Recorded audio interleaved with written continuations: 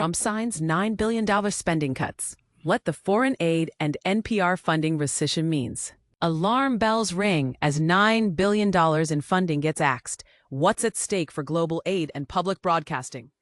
Imagine a world where impoverished countries receive significantly less aid and public broadcasting takes a substantial hit. This is now a reality as President Donald Trump has signed into law a $9 billion rescissions package, effectively revoking funding for foreign aid and public broadcasting. But here's where it gets controversial.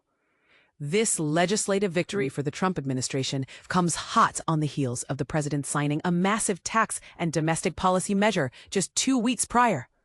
The rescissions package, approved by both chambers of Congress earlier this month, pulls back nearly $8 billion in funding for the U.S. Agency for International Development, USAID, a move that sparks debate. Does this advance U.S. core interests or jeopardize global stability?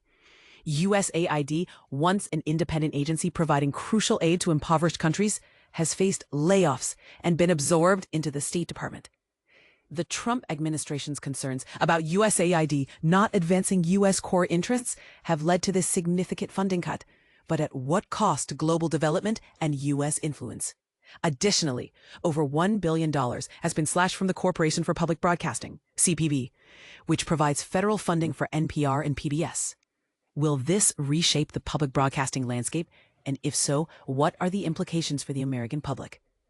To put this into perspective, the total $9 billion cut represents a fraction of a percent of the entire national debt, currently standing at approximately $36.7 trillion. Is this a drop in the ocean or a crucial step towards fiscal sanity, as Senate Majority Leader John Thune suggests? The package's approval was not without its challenges. The Senate narrowly passed the measure by a 51-48 margin, with Republican Senators Susan Collins and Lisa Murkowski voting alongside Democrats in opposition. What do these opposing votes signify, and how might this impact future bipartisan efforts? Senate Majority Leader John Thune praised the measure, stating it aligns with priorities to eradicate waste, fraud, and abuse within the federal government. Do you agree that this is a step in the right direction, or does it set a dangerous precedent, as Democrats argue? Democrats have vehemently opposed the cuts, warning that reduced foreign aid will create a power vacuum that China and Russia will eagerly fill, putting national security at risk. Is this a legitimate concern or an exaggeration? Share your thoughts.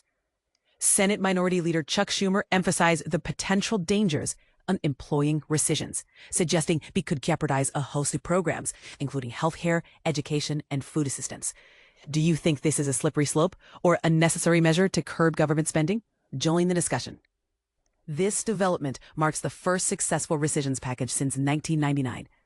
What might this signify for the future of U.S. fiscal policy, and how will it impact the global community? We want to hear from you. Do you support the $9 billion rescissions package, or do you think it's a misguided effort? How do you envision this impacting global aid, public broadcasting, and U.S. national security? Share your opinions, and let's continue the conversation in the comments below.